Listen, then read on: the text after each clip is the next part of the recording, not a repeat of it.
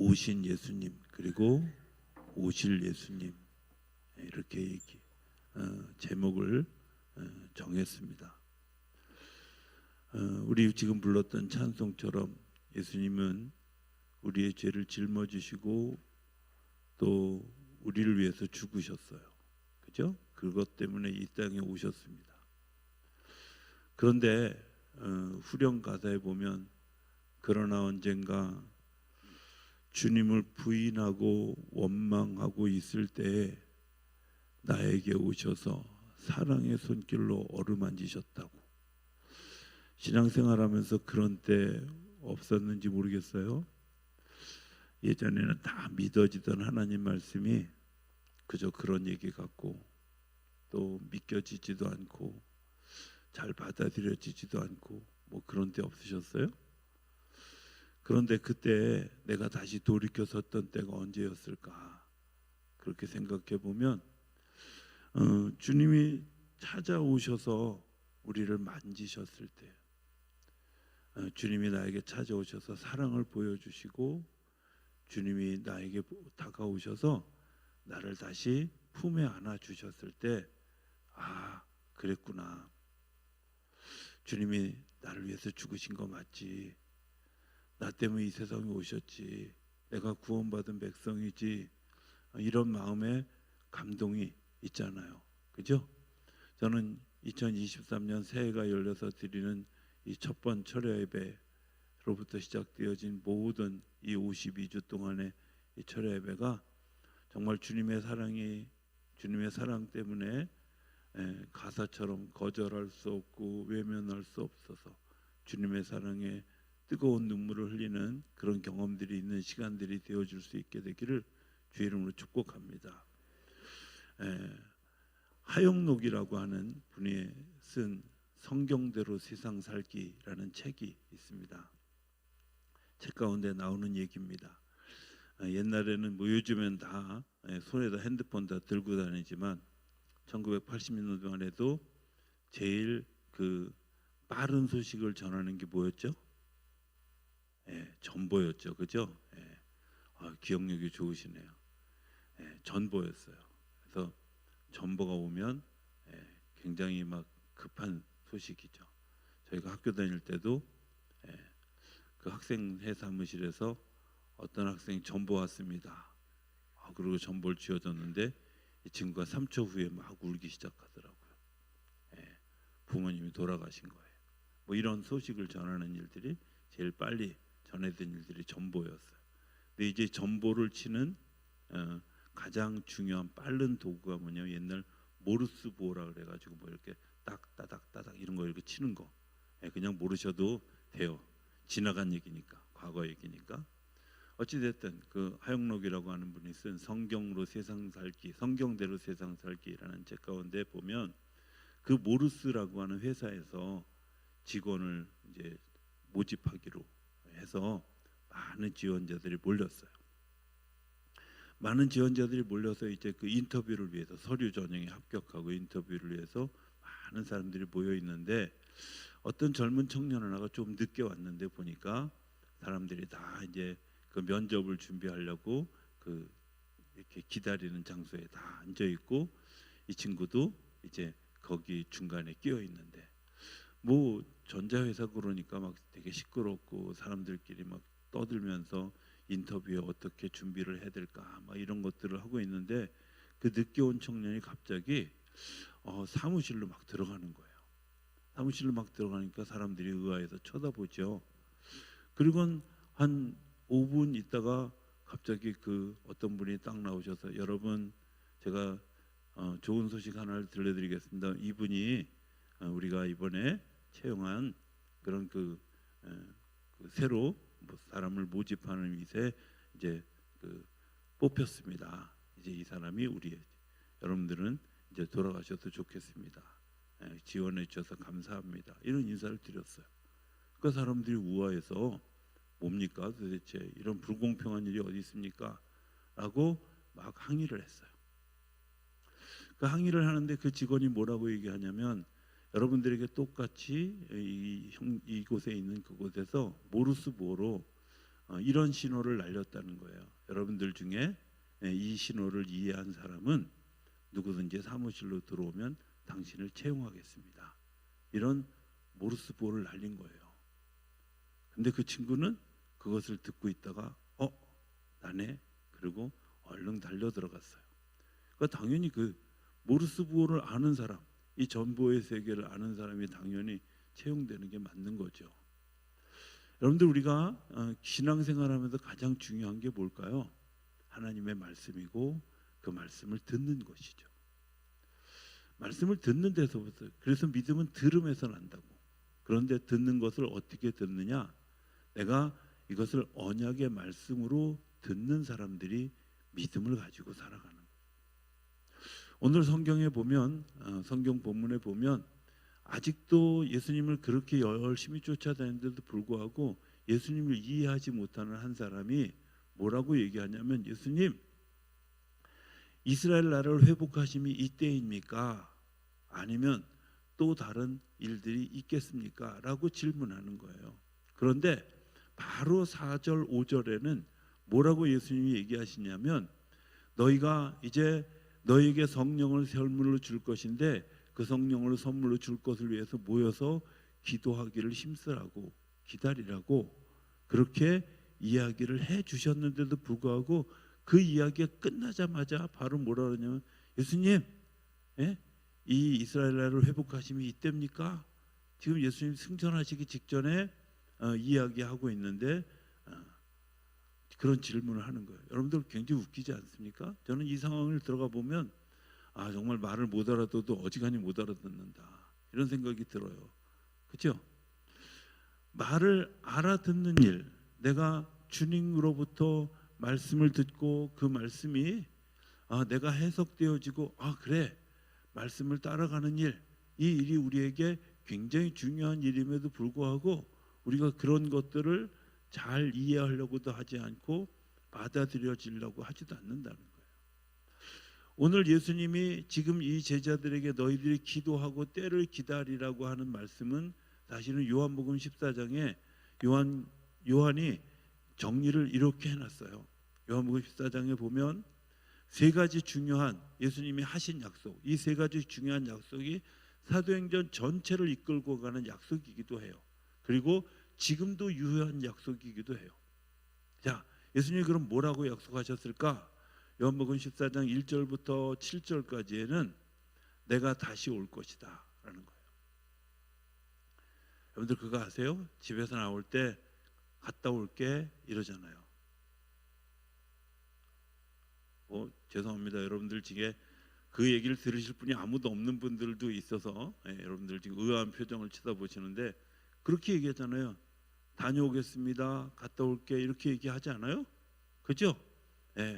근데요, 갔다 올게를 지키지 못하는 사람들이 있어요. 종종. 저희 아버님이 소천하셔서 그 구로대학교 병원, 고대병원에, 구로동에 있는 그 고대병원에 이제 그 안치하게 됐는데, 갑자기 저희가 빈소가 차려들기 전에 어떤 분이 여자분이 막 돌려오면서, 야, 갔다 온다더니 왜 여기 누워 있어? 그리고 막 울다가 기절하고 이거 7번을 하시더라고. 근데 그분의 대사가 똑같은, 갔다 온다더니 왜 여기 있냐고. 근데 정말 제가 너무 마음이 슬프더라. 갔다 오겠다는 약속이 얼마나. 예수님이 우리에게 하신 약속이 뭐냐면, 내가 너희들의 본 이대로 다시 올 것이다. 요한복음 14장 1절은 너희는 마음에 근심하지 말라. 하나님을 믿으니 또 나를 믿으라. 내가 너희를 위하여 거처를 예비하러 가노니 나 있는 곳에 너희도 있게 하리라. 주님께서 우리를 위해서 거처를 예비하러 가셨다가 다시 오신다는 거예요. 다시 오신다는 거. 주님이 우리에게 하신 약속이에요. 주님께서 이미 이사야 선지자와 많은 선지자들을 통해서 예수님이 이 땅에 오실 것을 예언하시고, 그 예언하신 일들이 400년이 훨씬 지난 후에 예수님이 이 땅에 오셨던 것처럼, 그래서 우리를 구원하시고 우리에게 새로운 생명을 주시고 우리로 하여금 영원한 삶을 살겠다고 약속해 주신 것처럼, 예수님이 우리가 그 마지막 심판날 부활의 때에 마지막 그때에 주님께서 다시 오셔서 우리를 주님이 있는 곳으로 이끌어 가시겠다고 약속하신 일이에요. 여러분들 이걸 잊어버리면 기도를 잊어버리게 돼요. 주님이 다시 오실 것이다. 주님이 가실 때 뭐라고 하셨어요? 갔다 올게. 이렇게. 예. 여러분들 그 말씀을 믿을 수 있게 되길 바랍니다. 네, 갔다 올게. 다녀올게. 내가 갔다가 다시 올게. 주님께서 하신 약속. 두 번째 약속은 뭘까요? 두 번째 약속은 8절부터 15절까지 있는데요. 그냥 제가 이거 전문을 다 저기다 띄우기도 어렵고 그래서 그냥 제가 나중에 요한복음 14장 한번 읽어보시면 알게. 자, 7절부터 15절, 8절부터 15절까지는 어떤 내용들이 있냐면 너희들이 내 이름으로 구하면 내가 너희에게 줄 건데 어떤 것까지 내가 이 세상에서 하지 못한 일까지도 너희에게 하게 할 거라고. 뭐라고요? 기도하면 내 이름으로 구하면 내가 너희에게 줄 것이다. 이게 주님의 약속이에요. 여러분들이 믿으십니까? 별로 하면 신통치 않은 것 같은데 믿으십니까? 굉장히 중요한 일이에요. 내 이름으로 구하면 내가 너희에게 줄 것이다. 자, 그냥 내 이름으로 구하면 주님께서 주실 것이다. 이렇게 단순하게 이야기하셨지만 성경의 역사, 특히 사도행전에 보면 구할 때마다 주셨던 하나님의 놀라운 역사들이 나와요. 계속해서 나와요. 그죠? 네. 자, 뭐 알기 쉽게 사도행전 2장 1절부터 4절까지에 보면 성령 받기를 구했을 때 성령께서 오셨을까요? 네, 오셨죠. 어때? 그 사람들이 기대했던 것 이상으로 놀라운 일들이 일어나게 되어졌어요. 그들이 무엇을 믿고 기도했어요? 예수님이 너희가 약속하신 성령을 받기 위해서 기도하라고 말씀하셨을 때 그 말씀을 믿고 기도했는데 성령께서 오셨어요? 네, 오셨죠. 불의 혀같이 갈라지는 놀라운 역사로 완전히 그거 그냥 정말 열광의 도가니로 심지어 그들의 언어가 회복되어져서 자기 고향의 언어로 이야기하는 일들이 일어나게 되어졌어요. 사람들이 놀라서 믿지 않는 사람들도 믿는 사람들도 보고 놀라는 일들이 일어나게 되어졌어요. 뭐 했는데? 예수의 이름으로 언약을 믿고 기도했더니. 아직도 미심적인 표정을 짓는 것 같아서 3장으로 넘어가 보면 3장에 보면 성전 미문에 앉은 안진뱅이가 있어요. 나오죠? 예, 성전 미문에 앉은 안진뱅이. 그 안진뱅이와 베드로와 요한이 봤어요. 뭐라 그랬어요? 내가 예수의 이름으로 너에게 명하노니 일어나 걸어라. 그런데 걸었어요? 예, 뛰기도 했어요. 일어나 걷는 정도가 아니라 뛰기도 했어요. 안진뱅이가 평생 할 수 있는 거 성전 앞에서 왜 구걸했을까요? 사람 많이 다니니까. 예, 요즘에는 없어졌는데요. 1980년대 90년대에는 옛날에 그 왜 이렇게 지하철 안에 좀 이렇게 검은 안경 쓰시고 하모니카 불면서 꼭 왜 노래를 불러도 찬송가만 부르나 몰라. 그죠? 예. 근데 여러분들 왜 찬송가 부르는지 아세요? 그게 그나마 사람들의 귀에 제일 익숙한 거예요. 찬불가 부른다고 생각해봐. 못 알아듣지 아무도. 그죠? 아베 마리아나 알아듣지 뭐 나머지 뭐 천주교에서 부르는 노래 부른다고 못 알아들어요. 그렇다고 가요 부르긴 좀 청승맞고 하니까 찬송가 다 아는 거예요. 성전에 있는 미문의 안진뱅이가 똑똑한 거예요. 왜 똑똑해요? 성전에는 아침부터 사람들이 드나들거든요. 기도하러. 그리고 기도하러 드나드는 사람들이 잘 줄까요? 당연히 잘 주죠. 예, 얼마나 똑똑한 사람이에요. 그런데 그 똑똑한 사람이 아마 이랬을 것 같이 생각이 되어져요. 그 베드로와 요한이 지나가다가 딱 쳐다보고 멈춰서니까 뭘 줄래나 하고 딱 쳐다봤는데 첫 마디가 뭐예요? 은과 금은 내게 없거니와. 이렇게 얘기하잖아요. 그러니까 거지가 생각할 때 없으면 그냥 가. 뭐 이러지 않았겠어요? 그죠? 근데 내가 그거보다 더 크고 놀라운 일들을 너에게 할 건데 내가 예수를 명하노니 일어나 걸어가라고.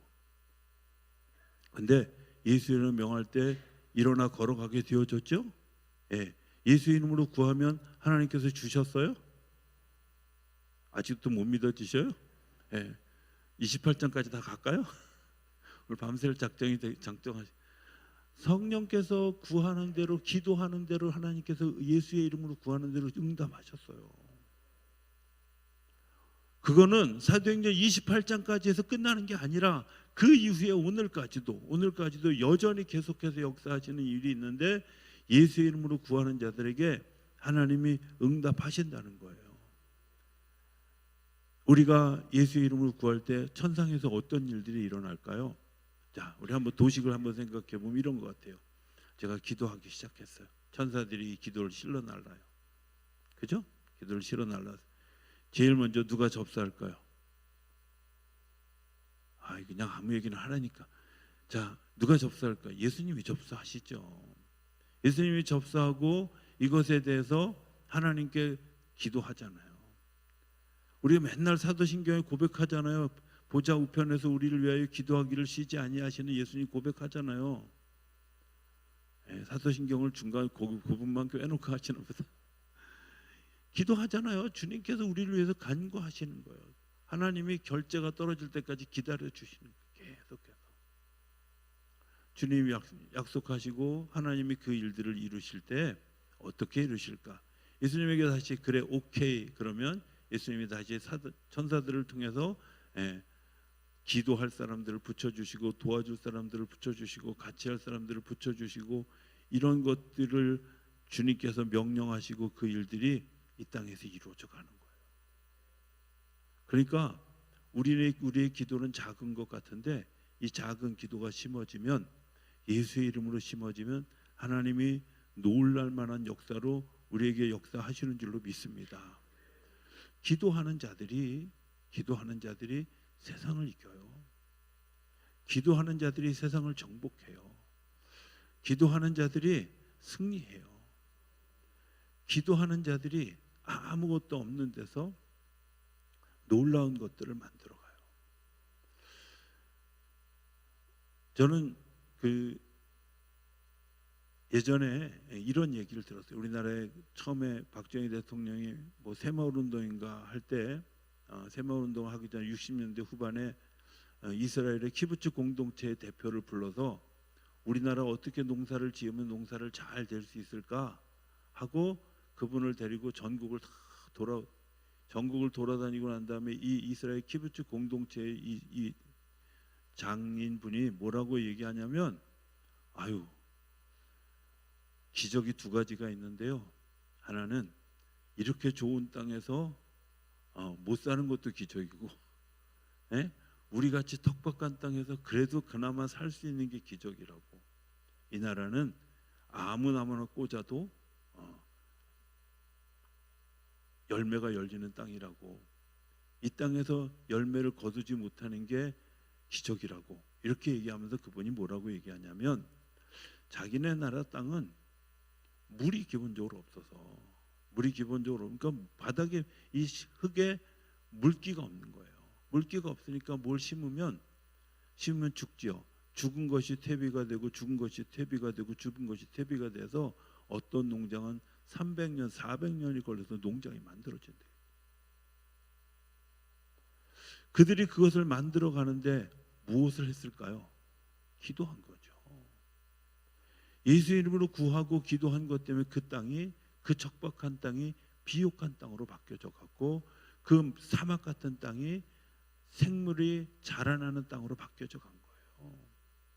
기도하는 자들이 살아남는 거죠. 기도하는 자들이 승리하는 겁니다. 무엇으로?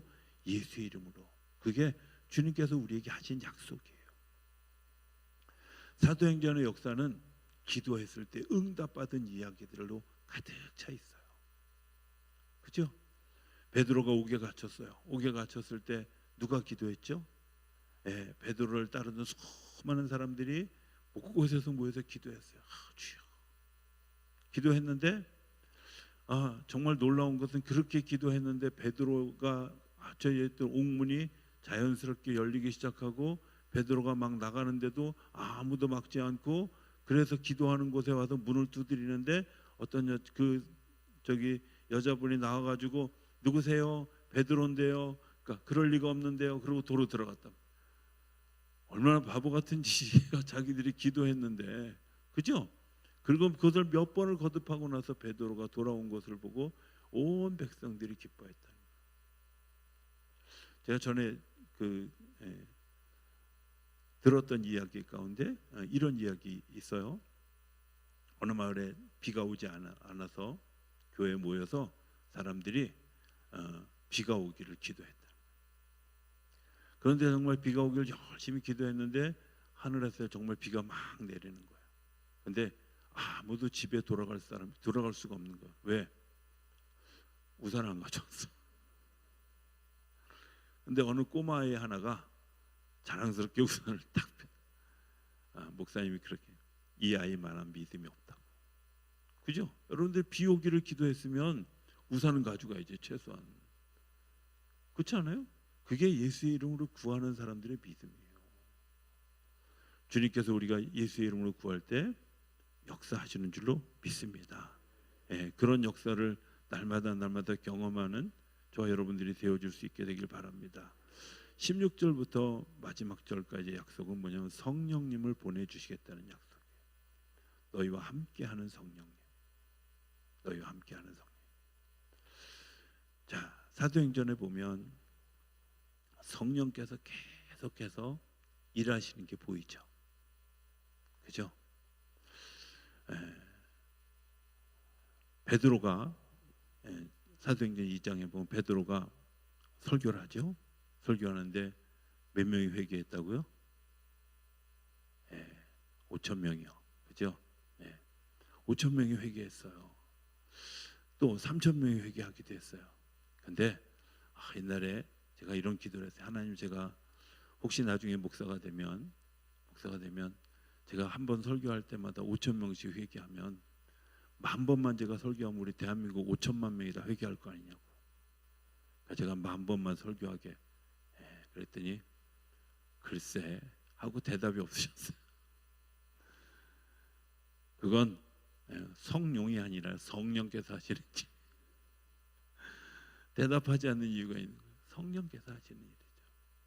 베드로가 말을 잘하는 사람이긴 하지만 그의 말의 능력은 누가 하는 거예요?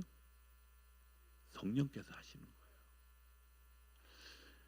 말은 제가 하지만 이 말이 저와 여러분들에게 들려져서 그 말씀이 내 안에 꽂히고 감동이 되어지고 회개를 일으키는 일들은 성령께서 하시는 일이에요. 제가 목회 초반에 되게 아이러니한 그런 고민이 있었어요. 그게 뭐냐면 설교를 분명히 했는데 똑같은 자리에서 똑같은 환경에서 설교를 들었는데 어떤 사람은 설교를 듣고 은혜 받고 우는 사람이 있는가 하면 어떤 사람은 억울해서 우는 사람이 있어. 시험 들어가지고. 아니 도대체 이 상황을 어떻게 이해를 해야 돼요? 같은 설교를 했는데 어떤 사람은 그 설교를 듣고 은혜 받고 삶이 바뀌는 사람이 있고 어떤 사람은 삐져서 교회 안 나오는 사람이 있고. 어떻게 이해해야 돼요? 성령께서 운행하시지 않은 걸까요? 네, 성령께서 운행하시는 곳에 악령도 같이 운행해요.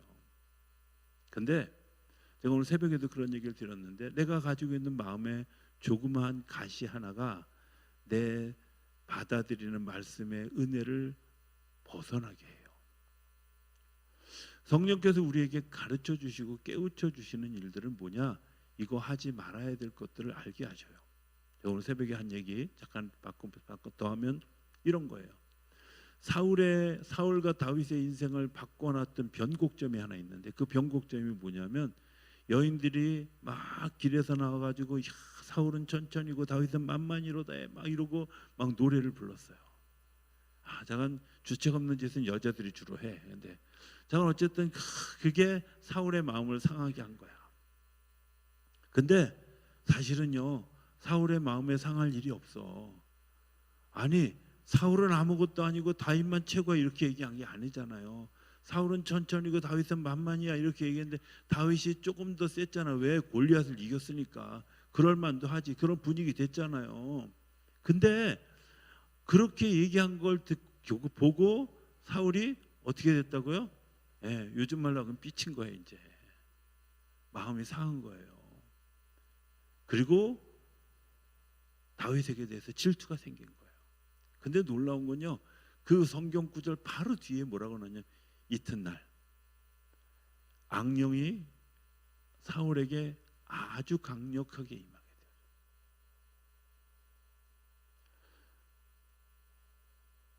악한 영은, 사단은 길이 난 곳을 찾아갑니다. 예수님은 내가 곧 길이요 진리요 생명이라고 얘기했는데, 사단은 길 난 곳을 찾아가요. 그러니까 우리 안에 길을 열어주면 사단은 이거 내가 들어가도 되는 합법적인 구역인가 보다라고 생각하고 들어오는 거예요. 그게 뭐냐? 시기, 질투, 원망, 분노, 뭐 이런, 로마서 1장과 또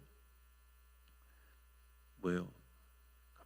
갑자기 생각 안 나네. 갈라디아서 5장 20절에 나오는 그런 여러 가지 육적인 열매들을 가지고 살아가는 삶의 모습들이 우리 안에 있을 때 악한 영이 여기가 내 길이네 하고 들어오는 거예요.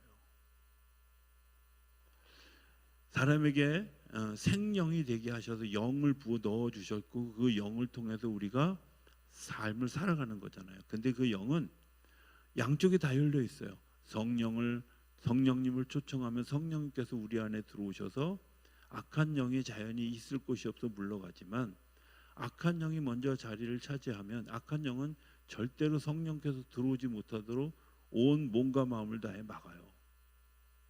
그러니까 그 자리를 점령시키지 않게 하려고 성경은 계속해서 우리에게 이야기하는 거예요. 시기하지 말아라, 질투하지 말아라, 미워하지 마라, 용서해라, 너희들이 화해해라, 이런 이야기들.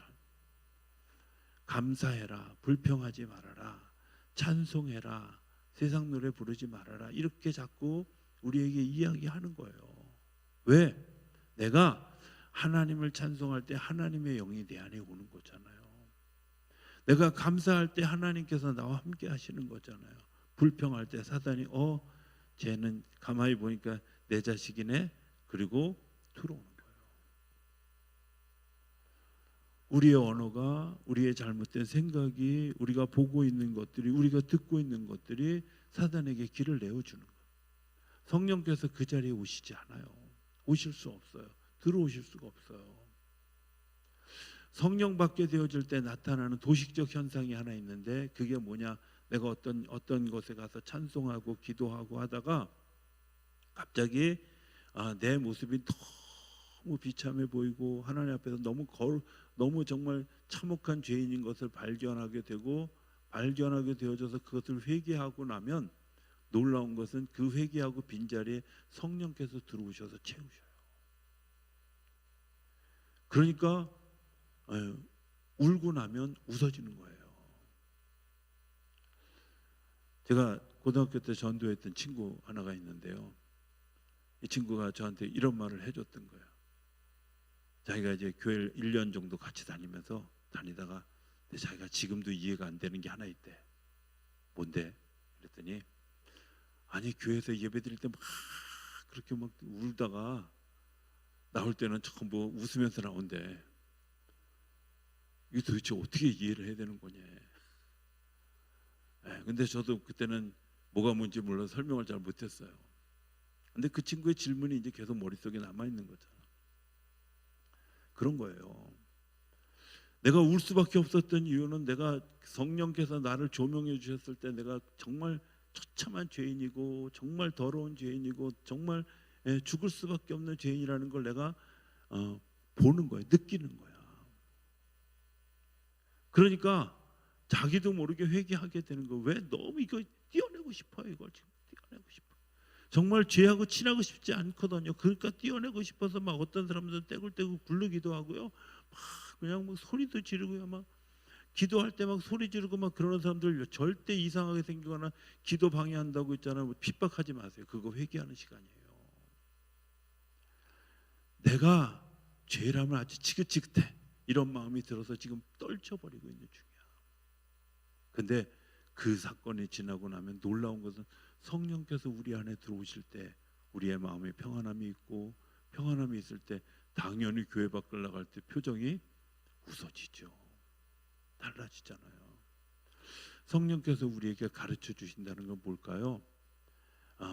하나님이 살아계시고 또 내가 하나님의 자녀인 것과 하나님이 나를 이끌고 가신다고 하는 거예요. 예. 또 하나 성령께서 하는 굉장히 중요한 일이 하나 있어요. 예. 이건 좀 사람이 필요해요. 예. 저기 김웅수 권사님 좀 나오시죠. 예. 이세희 장로님도 좀 나오시고요. 최정희 권사님도 좀 나오시고. 예. 제가 지금 사람 저렇게 하는 건 지금 졸려고 껌뻑껌뻑 하는 사람만 제가 곤란해서 지금 불러내시고, 자 일로 오세요. 이렇게 쓰세요. 여기 신발 벗지 않고 쓰셔도 돼요. 자, 예, 이분이 하나님이고요. 예, 그러니까 예수님이고요. 이분이 자신이에요, 자신. 그리고 이분이 성령님이에요. 예, 근데 이제 보세요. 예수님이 일로 오세요. 이쪽으로. 예, 여기 오셔서 이쪽으로 슬쩍 저기 이순희 장로님한테 이분을 좀 살짝 미세요. 예, 슬쩍. 너무 그렇게 세게 밀지 말고 감정을 실어 왜? 밀어보세요. 살짝 밀으면 이렇게 가죠. 예, 예수님이 누굴 보내셨다고요? 성령님을 보내셨죠. 누구한테? 나한테. 그런데 이 성령님은 중간에 이 자리를 바꿔오셔요. 이렇게 바꾸셔서 성령님이 이번에는 이분을 이쪽으로 밀어가요. 예수님 쪽으로 밀어. 그렇게 감정 실지 말고 살살 밀어야지. 밀어보세요. 좀 더. 아니 끝에 닿도록. 안 갈라 그러니까 이상하네 그거. 좀 더. 이렇게 해서 예수님과 연합하게 하는 거예요. 무슨 얘기인지 이해되셨어요? 성령님, 예수님이 성령님을 이쪽에 보냈어요. 보내셨는데 이 성령께서 이분을 도와서 밀어서 예수님과 연합되게 해서 하나님의 사람이 되게 하는 거예요. 이해되셨죠? 이렇게까지 설명했는데도 이해가 안 되면 성령님, 예수님 수고하셨습니다. 성령께서 하시는 역할은 뭐냐면 우리로 하여금 예수님을 신뢰하고 예수님께로 다가가게 하시는데, 그렇기 위해서 예수님의 성령님이 이 땅에 보내신 거예요. 사도행전에 나타나는 수많은 역사들이 다 그런 거였잖아요. 베드로가 설교할 때 막 5천 명이 일어나는 거 베드로의 이름을 높이려고 한 게 아니라 성령께서 일하셔서 그 사람들과 하나님이 예수님과 연합되어지게 하려고 그들이 회개하고 하고 그들이 돌아서게 했잖아요. 그죠? 성령께서 이루신 성령 공동체가 이루어졌을 때 그 속에서 서로 떡을 떼고 자기의 것을 네 것 없이 나누고 오직 기도하기를 힘쓰고 이랬던 일들이 결과가 뭐예요? 예수님과 연합되어진 거예요. 그러니까 그 예수 공동체 안에는 뭐가 있어요? 성령님께서 계신 거예요. 교회 공동체 안에 굉장히 중요한 일이 뭐냐면 성령께서 운행하시는 거예요. 성령께서 운행하실 그런 분위기가 우리 안에 만들어지면 그냥 이 안에 들어오면 자연스럽게 그냥 웃어지게 되고 이 안에 정말 평화로움이 있고 기쁨이 있고 그리고 위로가 있고 안식이 있는 거예요. 그런데 이 분위기를 깨는 게 뭐냐? 이 분위기를 만드는 게 기도하는 거죠. 성령께서 우리 안에 오시도록 계속해서 기도하는 일인데, 이걸 깨는 일이 뭐냐면 계속해서 밖에 나가서 불평하는 거예요. 범사에 짜증내라, 쉬지 말고 투덜거려라, 이런 거 하는 거죠. 이게 딱 그거예요. 이게 너희를 향하신 사탄의 뜻이니라. 항상 기뻐하라, 쉬지 말고 기도하라, 범사에, 이게 그리스도 예수 안에서 너희에게 향하신 하나님의 뜻이라는 거예요. 영적 분위기는 누가 만들어가느냐면 성령 받은 기도하던 사람들에서 만들어져 가는데, 특별히 성령께서 우리의 삶을 주관해 가실 때 그런 역사들이 일어나게 되는 줄로 믿습니다. 여러분들 초대교회 공동체가 어떻게 그 많은 핍박들을 이겨낼 수 있었을까요? 환란이 없었을까요? 너무 많은 환란이 있어요. 너무 힘든 시간들을 지냈어요.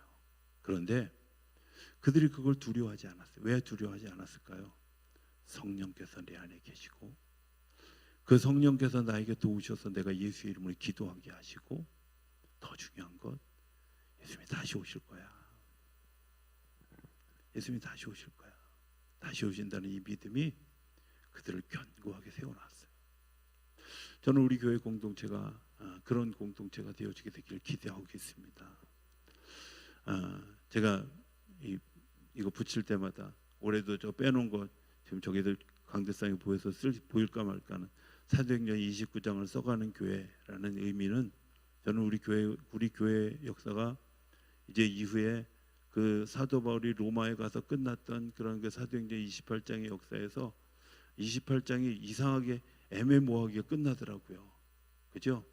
하나님께서 우리를 통해서 또 다른 장을 써나가는, 29장 30장을 써나가는 그런 일들이 저 일어나게 되기를 기대하는데, 거기에는 뭐가? 다시 오실 것을 믿는 주님의 약속을 믿고요, 예수님의 이름으로 구하는 사람들에게 주님께서 주시는 것을 믿고요, 성령께서 우리를 인도하실 것을 믿는 믿음이 바탕이 될 때 그런 역사들이 우리 안에서 자유롭게 일어나게 되는 줄로 믿습니다.